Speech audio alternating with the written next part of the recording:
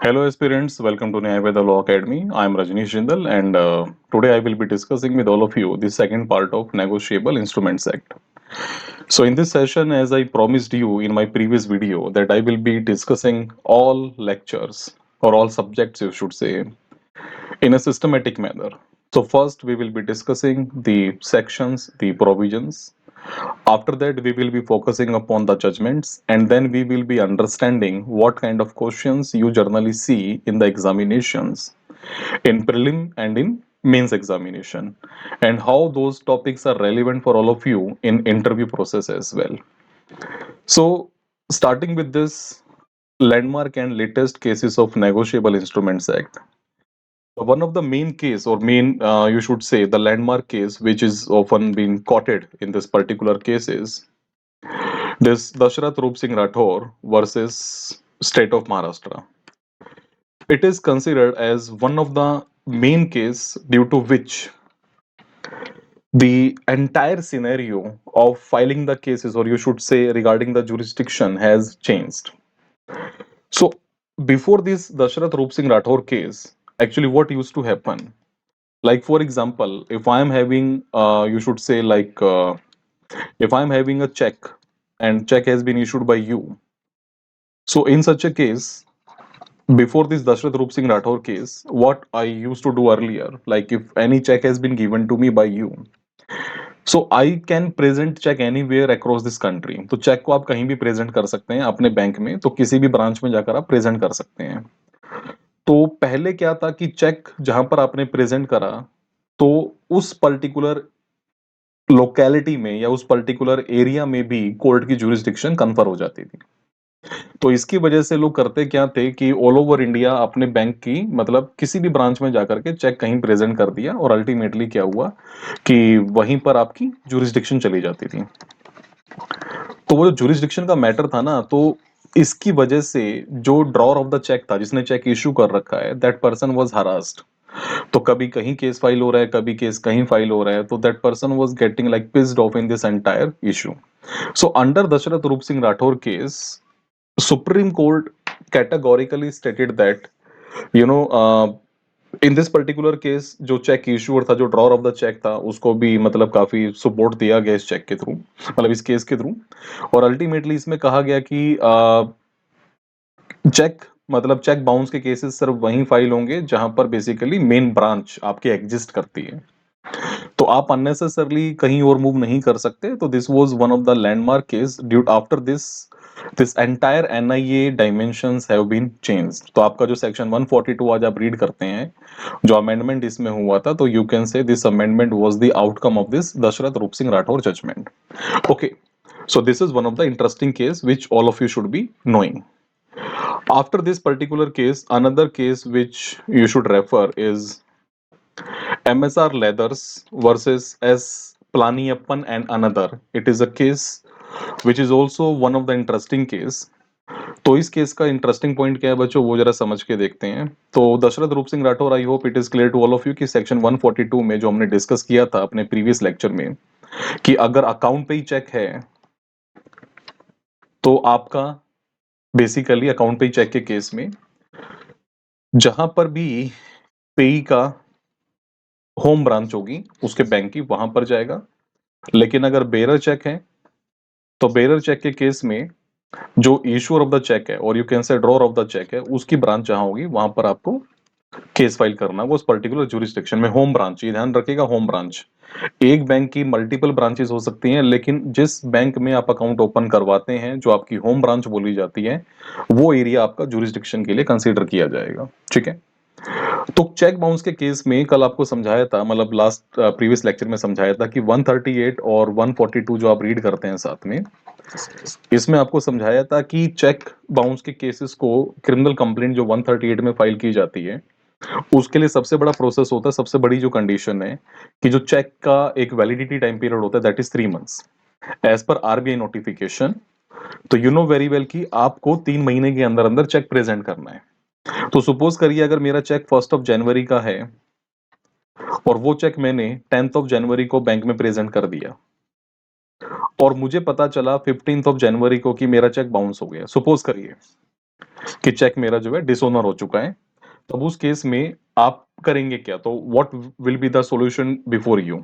तो ऐसे केस में आप जब मूव करेंगे, इस बात को प्लीज ध्यान रखिएगा। तो हो सकता है आप देखिए, अब आपको प्रोसेस फॉलो करना है कि आपको यहाँ पे विद इन 30 डेज जैसे ही आपको पता चलेगा, आपको जो है एक नोटिस सर्व करना है, ठीक है? और आपको उसको 15 दिनों का टाइम देना है।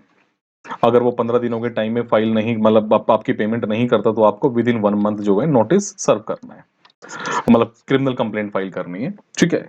तो आपको 30 डेज के अंदर नोटिस सर्व करना था, 15 दिन का उसको टाइम देना था, और फिर 15 दिन एक्सपायर होने के बाद आपको 1 महीने के अंदर अंदर अपनी क्रिमिनल कंप्लेंट फाइल करनी है before the judicial magistrate first class. So this actually we discuss in our previous selection. अब क्वेश्चन ये है कि सपोज करिए मैं भूल गया, I forgot to file criminal complaint, ठीक है? तो मेरे पास जो है 30 दिन का जो टाइम था, मैंने नोटिस सर्व नहीं करा, मैं भूल गया नोटिस सर्व करना। तो ये कंडीशन है, ये इट इज अ कंपल्शन, तो आप इसको डिनाई नहीं कर सकते, आप इसको अवॉइड नहीं कर सकते। It is one of the main essential element of section 138। तो मेरे पास फिर रेमेडी क्या है, मैं क्या करूं? तो क्या मैं सिर्फ सिविल सूट में जाऊंगा? नहीं।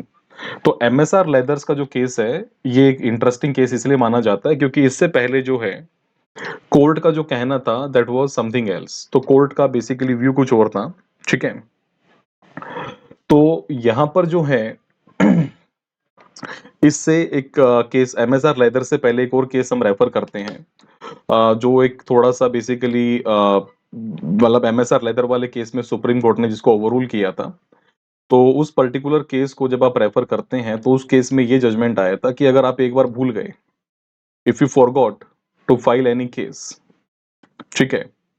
तो अगर आप एक केस मतलब ये 3 महीने का टाइम पीरियड जो था आपके पास, या फिर आपने जो है नोटिस पीरियड वाला टेन्योर अगर आपने मिस कर दिया, या फिर आपने 1 मंथ वाला नोटिस जो आपका क्रिमिनल कंप्लेंट फाइल करने का टाइम पीरियड है वो आपने मिस कर दिया, तो आप चेक को दोबारा प्रेजेंट नहीं कर सकते। तो सदानंद भद्रन वाला जो केस है बेसिकली ये इसीलिए क्रिटिसाइज किया जाता है कि यहाँ पर आप चेक को आप दोबारा से रिप्रेजेंट, मतलब यू कैन से आप सेकंड टाइम बैंक में या थर्ड टाइम बैंक में प्रेजेंट नहीं कर सकते थे।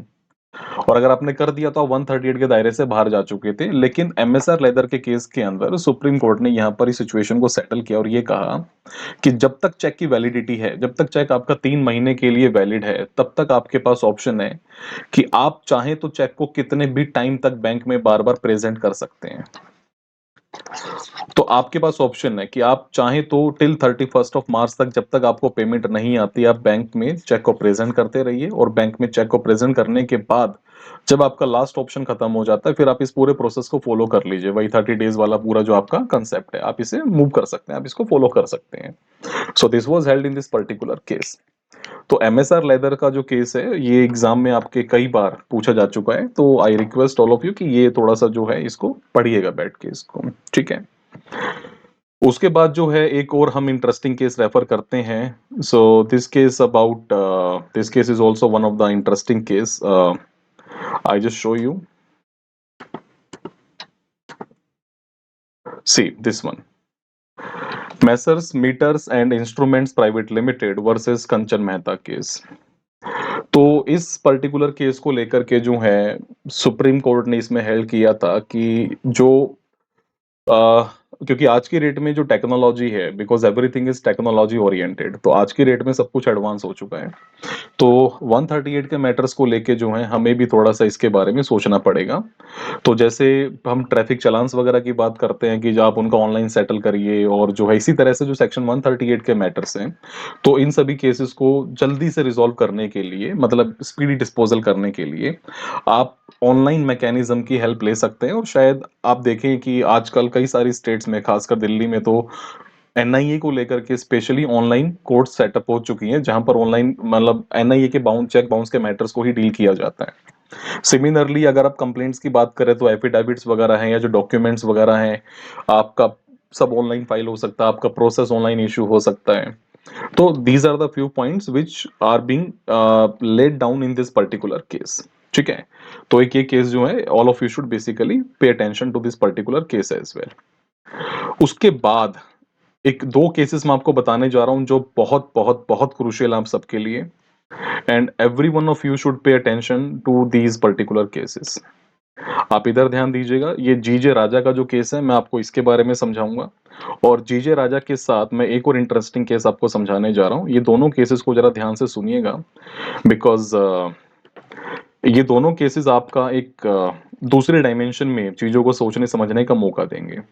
तो आप जब भी किसी केस को पढ़ें, I request all of you, आप जब भी किसी केस को पढ़ें तो थोड़ा सा उसका एक क्रक्स पढ़ने से पहले थोड़ा सा फैक्ट्स पढ़ा करिए, और फैक्ट्स पढ़ने से the clarity which you will get, तो आपको ये, क्योंकि हेडिंग्स और जो क्रक्स होता है बेसिकली कई बार मिसलीडिंग होता है, ये समझना बहुत जरूरी है कि किस कंटेक्स्ट में किन फैक्ट्स पर वो जजमेंट पर्टिकुलरली दिया गया है, तो इन सब का ध्यान रखना बहुत जरूरी है। आपको ध्यान होगा कल मैंने आपसे बात करी थी सेक्शन 143 ए को लेकर के और सेक्शन 148 को लेकर के, which was about you can से इंटरिम कंपनसेशन। तो सेक्शन 143 ए जो है that is about interim compensation during the pendency of the trial. तो जब ट्रायल आपका चल रहा है तो उस ट्रायल के टाइम पर आप जो है क्लेम करते हैं इंटरिम कंपनसेशन को लेके, और ये बेसिकली अपील को लेके था। तो यहां पर था कि चेक अमाउंट का up to 20% of cheque amount, और यहां पर था मिनिमम 20% ऑफ कंपनसेशन और the amount the compensation awarded in this judgment during the trial. अब यहां पर एक सबसे बड़ा क्वेश्चन ये आया कि ये दो जो जजमेंट थे basically, if you go through these judgments, तो जो अमेंडमेंट्स हुए थे 18 में, उसको लेकर के ये सबसे बड़ा इश्यू आया कि जो अमेंडमेंट्स आपने किए तो उनका एप्लीकेशन क्या होगा, whether those amendments will be applicable retrospectively और प्रोस्पेक्टिवली। तो उन्हें रिट्रोस्पेक्टिवली आप अप्लाई करेंगे या उन्हें प्रोस्पेक्टिवली आप अप्लाई करेंगे, दैट वाज द इशू। तो इसको लेकर के इशू था कि भाई जो मैटर्स 2018 से पहले के फाइल हो रखे हैं, या जो ट्रायल चल रहा है जिनका ऑलरेडी, या जो अपील में चल रहे हैं, तो जो 2018 से पहले के मैटर्स थे, 2018 से पहले के जितने भी मैटर्स थे ट्रायल के लिए, जो ट्रायल चल रहा है जिनका, और जो अपील में चल रहे हैं, मतलब ट्रायल और अपील में जो चल रहे हैं 2018 से पहले और जो 2018 के बाद आए, उसमें हम क्या करें। सो this was the one of the biggest challenge before the court. तो इसको लेकर के एक सबसे बड़ा इशू अराइज हुआ था, तो जिसको लेकर के सुप्रीम कोर्ट ने इन दो केसेस में इस पोजीशन को सेटल किया। और इन दोनों केसेस को प्लीज इनके साइटेशन याद रखिएगा, बिकॉज एग्जाम में प्रीलिम के अंदर खासकर ये दोनों जजमेंट्स पूछे जा रहे हैं आजकल लगातार। राजस्थान और एमपी में तो आप कॉन्टिन्यूसली इन क्वेश्चंस को प्री में देख सकते हैं। तो क्वेश्चन आता है जीजे राजा वर्सेस तेजराज सुराना का जो केस है आपका, ये 143 ए में आया था इसको जजमेंट जो है, और सुरेंद्र सिंह देशवाल का जो केस है this is an outcome of section 148। अब ये है क्या, इस जजमेंट को समझने से पहले जरा एक बार लॉजिक को समझ के देखते हैं, क्योंकि इसमें वही लॉजिक जो है सुप्रीम कोर्ट की तरफ से दिया गया था, और वो क्या है। सुप्रीम कोर्ट ने कहा कि जो सेक्शन 143 ए है और जो केसेस 18 से पहले के थे जो ट्रायल के टाइम पर चल रहे हैं, क्योंकि 143 A talks about trial, interim compensation during the trial. तो जो 2018 से पहले के केस फाइल हो चुके थे लेकिन जो ट्रायल की स्टेज पर थे, उनकी जो एप्लीकेशन है बेसिकली दैट इज प्रोस्पेक्टिव। लेकिन जो मैटर अपील में आ चुके हैं और 2018 से पहले के हैं जो अपील में चल रहे हैं इस समय पर, उनका रिट्रोस्पेक्टिव एप्लीकेशन है। मतलब 2018 से, क्योंकि अमेंडमेंट 18 में आया, तो 18 से पहले वाली जो अपील के मैटर्स हैं उसमें इंटरिम कंपनसेशन रिट्रोस्पेक्टिवली अप्लाई करेगा 148 के अंदर, यानी कि अपील वाले मैटर्स में जो अमेंडमेंट है उसका एप्लीकेशन रिट्रोस्पेक्टिव है, लेकिन जो इंटरिम कंपनसेशन है ट्रायल के टाइम पर उसका प्रोस्पेक्टिव एप्लीकेशन है। अब ये तो लोग समझ लेते हैं और कोई आपको समझा भी देंगे कि ऐसा है, बस लॉजिक क्या था, इसका रीजन क्या है, तो that is one of the main issue which all of you should understand कि आखिर ऐसा क्यों हुआ, इसके पीछे का लॉजिक क्या है, इसका रीजन क्या है। तो इसके रीजन को लेकर के एक बड़े सिंपल से लेमैन की तरह से बात करते हैं, do not go into the technicalities, एक सिंपल सी बात करते हैं। और इवन यही रीजनिंग सुप्रीम कोर्ट ने अपने इन जजमेंट्स के अंदर भी मेंशन की है, और वो रीजनिंग क्या है, वो रीजनिंग समझना बच्चों, इंजॉय करोगे, लॉ को पढ़ने का मजा आएगा। तो जीजे राजा के केस में यहां पर सुप्रीम कोर्ट का यह कहना था कि देखिए जो मैटर ट्रायल में चल रहा है, जो अभी पेंडिंग है, जो अभी डिसाइड नहीं हुआ है, तो हमें पता है ना कि जो लॉ जिस डेट पर लॉ होता है उस डेट से ही तो वो एप्लीकेबल होता है अल्टीमेटली। तो जिस डेट को आपका नया लॉ आ गया उस डेट से वो एप्लीकेबल करेगा, प्रोस्पेक्टिवली अप्लाई करेगा। तो बैक डेट में लॉज नॉर्मली अप्लाई नहीं करते, ठीक है। और खासकर क्रिमिनल मैटर्स में तो बेसिकली क्रिमिनल मैटर्स या क्राइम्स जहां पर है बेसिकली वहां तो रिट्रोस्पेक्टिव एप्लीकेशन होती नहीं है। सिविल मैटर्स में तो शायद फिर भी कुछ कुछ केसेस में अप्लाई कर दी जाती है, क्योंकि वहां पर पर्सन्स के राइट्स एंड ड्यूटीज पर कोई ज्यादा खास फर्क नहीं पड़ता, लेकिन क्रिमिनल मैटर्स में बहुत बड़ा फर्क पड़ता है। तो क्वेश्चन ये था कि जो मैटर ट्रायल पे चल रहा है, जो इस समय पर पेंडिंग है, अभी मैटर डिसाइड ही नहीं हुआ है, तो और उस समय पर ये 143 का प्रोविजन था ही नहीं। तो ऐसे केसेस में अभी जो एक्यूज्ड है वो अभी एक्यूज्ड मतलब वो अभी उस पर एलिगेशन है, वो अभी प्रूव नहीं हुआ है कि वो गिल्टी है कि नहीं है, वो अभी होना बाकी है।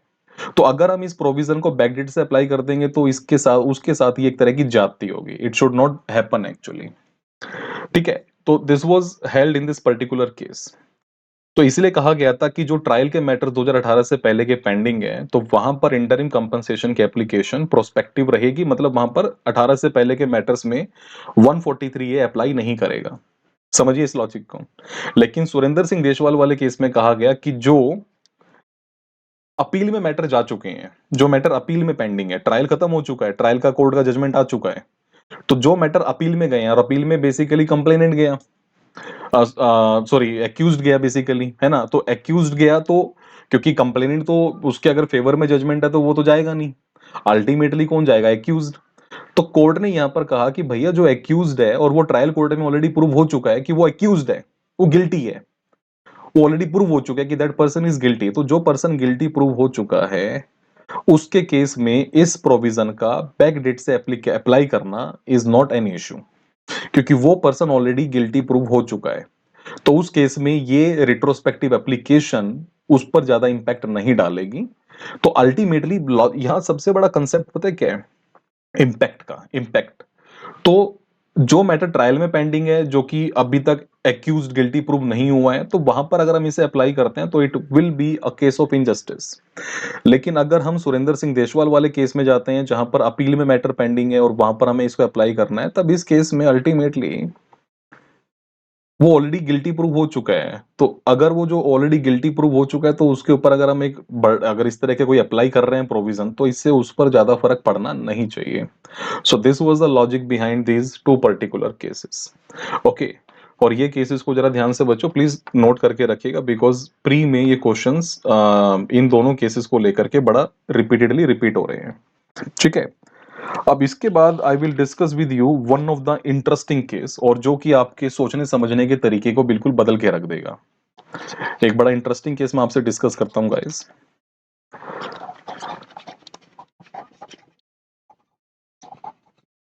बसलिंगप्पा वर्सेस मुदी Basappa. It is a case of 2019, और ये भी आपका सुप्रीम कोर्ट का जजमेंट। और ये केस मैं समझा, ये केस आपको सिर्फ क्रक्स नहीं बताऊंगा इस केस का, ये केस आपको मैं समझाऊंगा और समझाऊंगा इसलिए क्योंकि परेशानी पता है क्या है, I do not want you to be a robot. Robot नहीं बनाना चाहता मैं आपको। नॉर्मली चल क्या रहा है प्रोसेस, आप बस रट्टा मारे जा रहे हैं, रट्टा मारे जा रहे हैं, बस आपने पढ़ लिया। लेकिन जब आप केस के मेन कई सारे केसेस, कुछ ऐसे केस होते हैं जो सिर्फ लेटेस्ट है लैंडमार्क की कैटेगरी में नहीं आते, जो बहुत कुछ एक्सप्लेन करते हैं, आपके सोचने समझने की पावर को एनहांस करते हैं। ये केस उन्हीं में से एक है। एक्चुअल में इस केस का क्रक्स अगर कोई देगा आपको तो सिर्फ इतना सा बोल देगा, अगर आप कभी किसी और से सुनेंगे तो यू विल सिंपली से कि financial capacity, financial capacity of you can say pay can be a criteria. It can be a criteria to rebut the presumption given under section 139. अब क्वेश्चन आता है 139 क्या है, तो जरा एक बार वापस चलते हैं हम सेक्शन 139 के ऊपर, which was about presumption in favour of the holder. Presumption in favour of the holder, याद करिए प्रीवियस लेक्चर में मैंने आपसे क्या समझाया था कि इट शैल बी प्रिज्यूम्ड, ये शैल है बेसिकली, तो ऑब्वियसली एक बर्डन है अक्यूज्ड के ऊपर कि उसके अगेंस्ट ये मैटर बाय डिफॉल्ट चला जाता है। It shall be presumed unless contrary is proved. ये एक बहुत बड़ा एलिमेंट है, अनलेस कॉन्ट्रेरी इज प्रूव्ड। ये that the holder of a check received the check of the nature referred to in section 138 for the discharge in whole or in part of any debt or any other liability। ये बड़ा एक interesting case इसलिए है क्योंकि इस case ने इस particular 139 की प्रिजम्पशन को ब्रेक कैसे किया जाता है इसके बारे में काफी हेल्प की है समझने के लिए। कैसे? तो financial capacity of the pay is relevant. 139 की प्रिजम्पशन में ये केस कोट करा जाता है और लोग नॉर्मली यही पढ़ के चले जाते हैं, काम खत्म। लेकिन इसको पढ़ने का बेनिफिट क्या है ये मैं आपसे डिस्कस करता हूँ। इसके फैक्ट्स थोड़ा समझ के देखते हैं। एक बंदा है जो कि सरकारी नौकरी थी, कर्नाटका स्टेट ट्रांसपोर्ट कॉरपोरेशन में एक कंडक्टर के तौर पे काम किया करता था बंदा। उसका रिटायरमेंट हो जाता है। रिटायरमेंट के बाद उसे 8 लाख रुपए के करीब रिटायरमेंट बेनिफिट्स मिलते हैं। मतलब रिटायरमेंट के बाद जो पैसा वैसा मिलता है ना, वो उसको 8 लाख रुपए मिलते हैं। अब ये 8 लाख रुपए मिलने के बाद ये बंदा कई तरह की कुछ कमर्शियल ट्रांजेक्शन्स करता है, कहीं पर इस पैसे को लगाता है, एक प्रॉपर्टी के मैटर को लेकर डील करता है। मतलब रिटायरमेंट के बाद जो भी काम कर सकता था उस तरह के काम किए जाते हैं। अब इस बंदे ने एक पर्सन के अगेंस्ट एक केस फाइल किया। केस फाइल ये था कि मैंने, यानी कि सपोज करिए this person is X and another person is Y, तो X has filed a case against Y by saying that I had given him some friendly loan. मैंने इसे कोई फ्रेंडली लोन दिया था और इसने वो वापस नहीं किया, तो ये पैसा इसने मुझे वापस करना है और इसका जो अमाउंट था दैट वाज वेरी हाई। तो आप इसे मान के चलिए, सपोज करिए इट इज 10 lakhs। तो एक्स के पास जो है वाई का एक चेक है साइन करा हुआ, तो इसने बैंक में अपना डिपॉजिट करा, चेक चेक बाउंस हो गया। अल्टीमेटली एक्स ने क्रिमिनल कंप्लेंट 138 की फाइल कर दी। अब जो बर्डन है सारा का सारा एज पर सेक्शन 139, प्राइमरली जो बर्डन है दैट इज अपॉन वाई। अब वाई को प्रूव करना है कि ये जो चेक एक्स के पास आया, वाई का साइन करा हुआ, वो क्यों आया, कैसे आया, दैट इज द इशू। अब यहां पर वाई के पास क्या सॉल्यूशन है? या तो नॉर्मल जो हम सुनते हैं कि भाई सर मैंने चेक दिया नहीं है, चेक चोरी हो गया था, या फिर चेक में मेरे साइन नहीं है, ऐसे वैसे। और आजकल एक बड़ा एक्सक्यूज चलता है सिक्योरिटी चेक को लेके, सिक्योरिटी डिपॉजिट को लेके, कि हम जब कई कमर्शियल ट्रांजेक्शन्स करते हैं तो हम कई बार सिक्योरिटी चेक इशू करते हैं। तो सिक्योरिटी चेक क्या होता है कि जब वो पर्टिकुलर अरेंजमेंट जो कॉन्ट्रेक्चुअल ऑब्लिगेशन थी जब ब्रेक होगी तब सिक्योरिटी चेक लगाया जाता है। तो कई बार लोग क्या करते हैं, सिक्योरिटी चेक को पहले ही लगा डालते हैं, वो बाउंस हो जाता है। तो अधिकतर कोर्ट्स में अगर आप देखेंगे तो केसेस जो हैं वो सिक्योरिटी चेक के मैटर्स को लेकर ही एलिज करा जाता है। खैर, अब ये इशू आया कि भैया ये जो 10 लाख रुपए का चेक आपका इसका एक्स के पास है वो कहाँ से आया? तो वाई ने कहा जी पहली बात तो ये चेक मैंने इसे कभी दिया नहीं था। ये बेसिकली एक तरह की हमारी कोई प्रॉपर्टी की ट्रांजैक्शन चल रही थी जो एग्जीक्यूट नहीं हो पाई थी, तो मेरे कुछ पेपर्स इसके पास थे, वो इसने ले लिए थे, वो चेक मैंने तब इसको दिया था। अब इसने उसको मिसयूज करा है और मैं इसमें लायबल नहीं हूँ। तो कोर्ट ने कहा नहीं, इस this is not the excuse, आप और बेटर प्रूव करिए। तो अब पहली बात तो यहाँ पर एक बात समझ लीजिए गाइस कि ये जो सेक्शन 138 के जो मैटर्स हैं, यानी कि जो चैप्टर 17 आप पढ़ रहे हैं, कहने को भले ये क्रिमिनल मैटर है, लेकिन जो तासीर है इस पर्टिकुलर मैटर की, या जो इसका आउटकम है, जो इसका इम्पैक्ट है, वो सिविल नेचर का है। मतलब यही समझाना चाह रहा था मैं आपको। क्रिमिनल मैटर में कि जो एक्यूज का बर्डन और जो एक्यूज और साथ में जो आपका कंप्लेनेंट है, तो हम नॉर्मली जानते हैं कि ये बियॉन्ड रीजनेबल डाउट प्रूव करने वाली चीज होती है, बियॉन्ड रीजनेबल डाउट। लेकिन जो एक्यूज के ऊपर जो बर्डन है, बेसिकली अगर हम प्रोपोर्शनैलिटी के बेसिस से मूव करें तो that is actually on the basis of the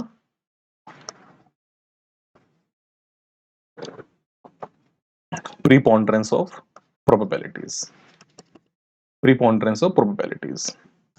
अब क्वेश्चन आता है कि प्रीपोंडरेंस ऑफ प्रोबेबिलिटीज क्या है? बियॉन्ड रीजनेबल डाउट तो आपको पता है कि आपको बिल्कुल और बिल्कुल जो है 1%, even not even a single iota of doubt, कोई डाउट नहीं रहना चाहिए। तो कंप्लेनेंट यानी कि जो कंप्लेनेंट है वो बियॉन्ड रीजनेबल डाउट अपना बर्डन प्रूव करेगा कि भैया ये जो है इसने ऐसे ऐसे किया था। लेकिन जब आप पढ़ते हैं, क्योंकि यहाँ पर जो है ना वो सिर्फ एफिडेविट वगैरह सबमिट कर देगा, एफिडेविट पे अपना एविडेंस दे देगा, ठीक है, और वो अपना काम कर लेगा, तो कहीं ना कहीं पे आप जो है ये जो पॉइंट है बेसिकली आप इग्नोर कर रहे हैं, समझ रहे हैं। तो यहाँ पर भी जो कंसेप्ट है बेसिकली पार्टीज का जो बर्डन है that is not like this, it is actually preponderance of probabilities. और what is the meaning of preponderance of probabilities? It means the parties have to prove their case by creating a reasonable doubt in the minds of the judge। अगर आपने एक बार जज के mind में एक doubt create कर दिया कि साहब जो ये कह रहा है ना, it is not like that, ये ऐसा नहीं है जैसा ये कह रहा है, तो अगर आपने थोड़ा सा भी डाउट अगर क्रिएट कर दिया जज के माइंड में सामने वाले को लेकर के, आपका काम खत्म। बस आपने अपना काम कर दिया, अब दूसरी पार्टी अपना काम देखेगी। That is the point over here. तो यहाँ पर चैप्टर जो 17 है ना, भले क्रिमिनल नेचर का है, क्रिमिनल कंप्लेंट है, सारा क्रिमिनल प्रोसेस फॉलो करते हैं, लेकिन इसका इम्पैक्ट एक्चुअल में सिविल नेचर का है। तो अब आते हैं इस क्वेश्चन पे, डाउट। अब इस क्वेश्चन में हमारे वाले पर्सन ने यानी कि वाई ने कैसे एक रीजनेबल डाउट क्रिएट करा जज के माइंड में। वाई ने कहा कि सर देखिए, ये जो बंदा है ना, ये जब रिटायर हुआ था इसके पास तकरीबन 8 लाख रुपए थे, और इसने जो मुझे लोन दिया, जो ये कह रहा है 10 लाख रुपए का लोन है, पहली बात तो 8 लाख रुपए कमाने वाला 10 लाख का लोन कैसे दे सकता है? चलो मान लिया विद इंटरेस्ट होगा, सब कुछ होगा। इससे ये पूछे इसने ये लोन कब दिया था, तो इवन एक्स ने अपनी कंप्लेंट में डेट मेंशन नहीं करी कि डेट कि लोन कब दिया गया था। अरे भाई इतना बड़ा लोन आप दे रहे हैं किसी आदमी को, आपको पता ही नहीं है, मतलब ऐसा कैसा फ्रेंडली लोन हो गया? तो X was not been able to explain कि वो लोन कब दिया गया था। तो उसकी एक पहली बात तो उसकी स्टेटमेंट में कॉन्ट्रडिक्शन था। दूसरा, यहां पर एक्स वाई वाई बड़ा स्मार्ट निकला इस केस में, वाई बड़ा मतलब बहुत शातिर आदमी था इसमें। उसने क्या कहा कि भाई ये जो बंदा है ना एक्स, इसने ऐसे ऐसे लोन कई और भी दे रखे हैं, मतलब इसने ये लोन ऐसा एक जेड को भी दिया हुआ है, ऐसा किसी और पर्सन को भी दिया हुआ है, उनसे भी इसने पैसे लेने हैं। तो कोर्ट ने पूछा कि हाँ क्या ये सही कह रहा है? एक्स ने कहा नहीं नहीं सर ऐसा कुछ नहीं है। वाई और स्मार्ट था, वाई ने वो सारे के सारे जो केसेस थे जो एक्स ने फाइल कर रखे थे और लोगों के अगेंस्ट, उन सबके ला करके केस के नंबर वगैरह ला करके कोर्ट में प्रेजेंट कर दिए। कहा साहब देखिए ये रहा। तो फिर वाई ने क्वेश्चन पूछा कि साहब देखिए नो डाउट मेरे ऊपर बर्डन है, मैं अपने बर्डन को डिस्चार्ज करूंगा by preponderance of probabilities. I will prove, I will create a reasonable doubt in your mind कि एक्स जो कह रहा है वो झूठ है। तो ना तो वो डेट बता पा रहा, और फिर वो उसने कहा कि उसने कभी केस फाइल नहीं करे किसी के अगेंस्ट, लेकिन मैं तो केस नंबर भी लाके दे रहा हूँ जहां पर वो पार्टी है जिसने as a complainant case file कर रखे हैं। और अगर अमाउंट मिलाएं तो ये अमाउंट 8 लाख रुपए से तो कहीं ज्यादा बनता है। तो एक्स से पूछिए ना इसके पास इतना पैसा कहां से आया, क्या वाकई में इसके पास इतना पैसा था कि इसने सबको पैसा दे दिया? तो इस सिचुएशन में एक्स ये प्रूव ही नहीं कर पाया बच्चों कि ये पैसा कहां से आया। तो कोर्ट ने सबसे बड़ा क्वेश्चन पूछा, भाई 8 लाख कमाने वाला आदमी कितना पैसा किसको दे सकता है? So this was the point actually in reference to our case. तो यहां पर इस केस में ना ये जो प्रीपोंडरेंस ऑफ प्रोबेबिलिटीज वाला जो कॉन्सेप्ट है, ये समझाने के पीछे का मेरा रीजन आपको ये था कि आप ये समझें कि आखिर कैसे चीजें डिसाइड की जाती हैं। तो ये सारी कहानी अगर आप समझते हैं ना, तो उस केस की एक वेटेज निकल के आती है, उसकी एक इंपॉर्टेंस निकल के आती है, समझे? So this is the point I just wanted to highlight in this particular matter to all of you. इसके बाद वो सब आगे चलते हैं, we will discuss another cases as well. So there are certain other cases, जो list is very lengthy, तो सारे के सारे केसेस तो जो हैं we won't be able to cover in this YouTube video. So if you want to know or you want to understand another cases of NIA, you are most welcome and you can come to my academy. And on Saturday Sunday we have mentorship session. There we will discuss we discuss actually the doubts, the queries or the issues faced by the judiciary aspirants. Okay, another case you can mention, or which is relevant for you, is you can say Yogendra Pratap Singh.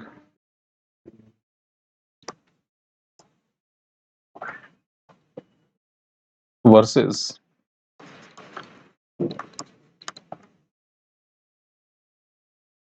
Savitri Pandey 2014। तो यहाँ पर basically supreme court ने कहा था कि जो section 138 में जो आप कॉग्निजेंस लेंगे किसी पर्टिकुलर मैटर का, तो ये जो है 15 डेज के जो नोटिस की जो कंडीशन है दैट इज कंपलसरी। आप इस कंडीशन को इग्नोर करें बिना, अगर ये कंडीशन जो है अगर फुलफिल नहीं की गई है तो 138 में कॉग्निजेंस नहीं लिया जाएगा। तो इस तरह के हमारे पास काफी सारे छोटे छोटे केसेस हैं जो आप रेफर कर सकते हैं। तो if you come to my center, then I will share you the entire list of this landmark and latest cases. Okay, आप इसको particularly आप रेफर कर सकते हैं। Another case which you can refer is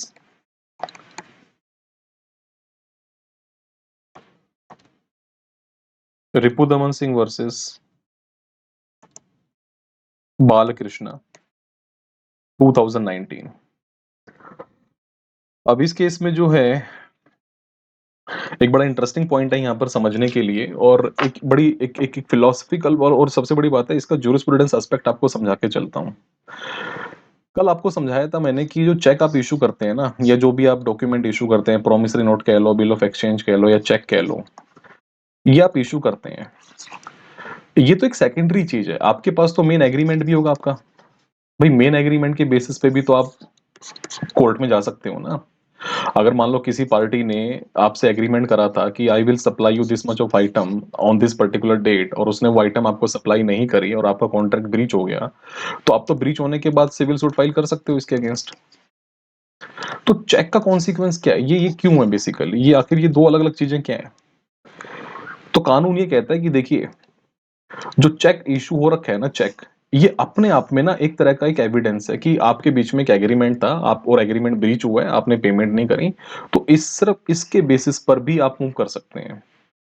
मतलब ये जरूरी नहीं कि चेक की ट्रांजेक्शन के लिए आपको अलग से एक एग्रीमेंट या कोई कॉन्ट्रैक्ट या कोई डॉक्यूमेंट और लेकर आना पड़ेगा। चेक अपने आप में एक एविडेंस है। अगर मेरे पास आपने कोई चेक दे रखा है और वो चेक मैं बैंक में लगा देता हूं, तो आपको प्रूव करना है कि चेक मेरे पास कैसे आया। मेरे को प्रूव नहीं करना कि कैसे आया, मैं तो अपने एफिडेविट में लिख के दे दूंगा। जब मैं कंप्लेंट फाइल करूंगा मैं लिख दूंगा कि ये चेक आपने मुझे दिया था क्योंकि आपने मेरे से पैसे लिए थे। लेकिन अगर आपके पास एग्रीमेंट भी है तो it is a win win situation, ये तो अपने आप में एक सॉलिड एविडेंस हो गया। ठीक है, तो इशू ही नहीं है। लेकिन आप ये कहें कि चेक नहीं माना जाएगा बिकॉज एग्रीमेंट नहीं है, तो एग्रीमेंट का होना या ना होना एक सेपरेट थिंग है। चेक अपने आप में एक तरह से आपको एक वैलिडिटी प्रोवाइड करता है, समझे। So that is the point you can cover over here. Now another question you can refer is another interesting case, Kishan Rao versus Shankar Gowda 2018। ये भी अपने आप में एक इंटरेस्टिंग केस है। तो मैंने आपको कल शायद ये बताया भी था अपने प्रीवियस वीडियो में, only mere denial of any debt और लाइबिलिटी। जैसे मैं कहूँ आपसे, अरे नहीं नहीं सर मैंने कोई पैसा नहीं देना था, बकवास कर रहा है, इसके पास जो चेक आ रहा है ना सर चोरी का चेक है, मैं नहीं मानता इसे, ये चेक इसके पास कहां से है। आप कुछ भी कह लो बॉस, आपका सिर्फ डिनाइल कर देना इज नॉट सफिशिएंट।